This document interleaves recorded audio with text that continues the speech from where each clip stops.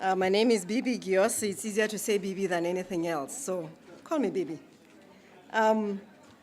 It's exciting this morning because for the first time since we started these meetings on Thursday. Well, I started a little earlier, so I can comfortably say Wednesday. There's never been such gender balance. So, bravo. So I once again welcome you to this very exciting breakout session on enhancing value chain for nutrition, enhancing nutrition along the value chain.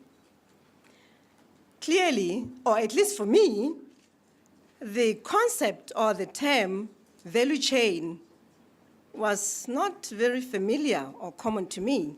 It's something that I learned very recently. It's mostly an agriculture terminology. But in simple speak, I like to look at it this way.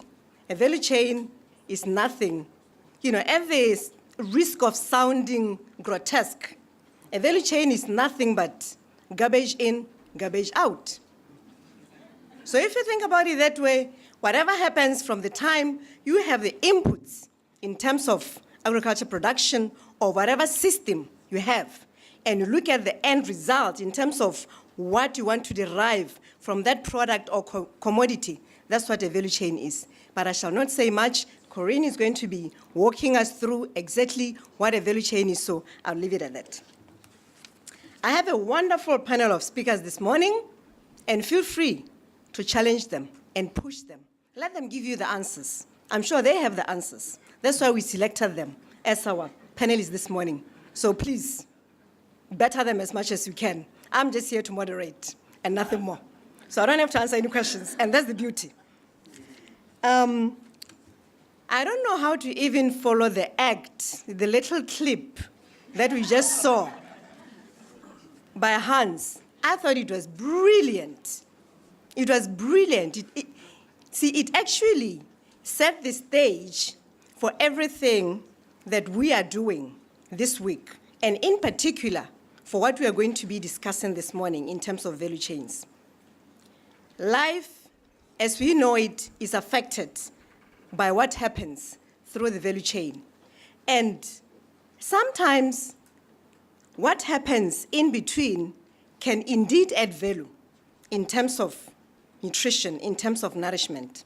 Unfortunately, in the recent past, what happens in between can also take away from the value of the food. People are now consuming more refined diets, which is terrible in terms of, it leading to non-communicable diseases, when before, in the past, from field or from farm to fork took a very short space of time. But today, from field or farm to the table and fork can take years. So you wonder what happens in between. I have a very simple philosophy when it comes to my food. And my grandmother taught me this actually. She said, my child, if you pick up any food and it has more than 10 ingredients, stay away from it.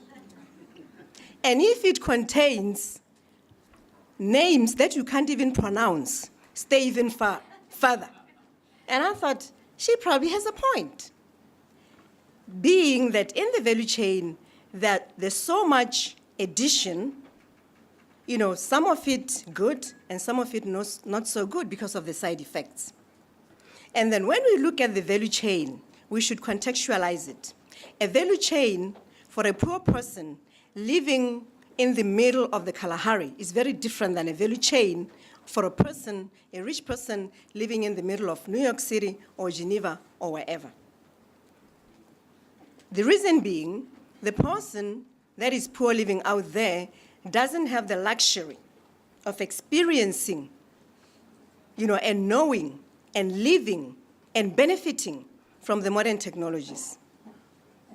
And when you talk about the value chain also, in terms of not just from a food perspective, but from a knowledge perspective, a person sitting in New York has all the technology, A person sitting in the village in the Kalahari doesn't even know what a computer is, let alone know what Facebook and Twitter is. So they can't Twitter what they ate in the morning.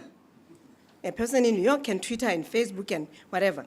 So that said, what we are going to be hearing is going to be walking us through, the academic side of things, the industry production, private sector side of it, the reality in terms of, how things can work in the real world, a WFP perspective, from Ken Davis, and then, wrapping it up with all that we are looking forward to hearing.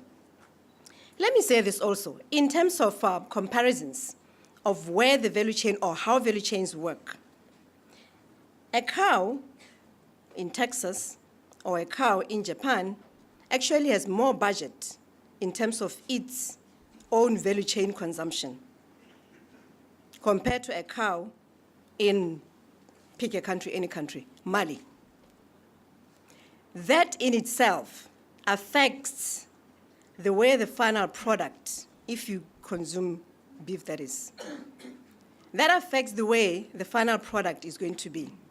A cow in Mali is free range. A cow in Texas is zero grazing. So those are the issues. And a cow in Texas also is benefiting from modern medicines, for the people. Dave this morning made a point that agriculture should primarily exist to provide food and food security, and thereby hopefully provide nutrients. I believe so. Is this the case? That should be the case. So looking at the value chains for enhancing nutrition, our focus needs to be necessarily, how do we, from the input side, supporting those farmers, those women who are toiling with the hoe all day long, supporting them with the inputs so that they can better produce, and how they manage the post-harvest losses, how they manage the processing, how they prepare the food, and how they feed their children. So agriculture, from the way it should be designed, we should be designing it with the best nutrition in mind. Now, considering that nutrition in itself and of itself is not a sector, how do you influence what goes in and what goes out? You are dealing with agriculture as a sector. You are dealing with industry that processes the food. You are dealing with the trade and the markets and everything in between. You are dealing at the end with the consumer. How do you manage nutrition in this case? This requires a very deliberate dialogue around designing policies that would have nutrition-sensitive planning and programming. And that would require that all the sectors across the value chain speak to one another so that the intended outcome is realized in a very robust and impactful way. Ladies and gentlemen, I would like to welcome those who just walked in again to this session, and to introduce my panel, I'm going to start the discussion by calling on Barbara. She needs not much introduction. She's a stalwart in nutrition. She has been at the game for as long as nutrition has existed. I need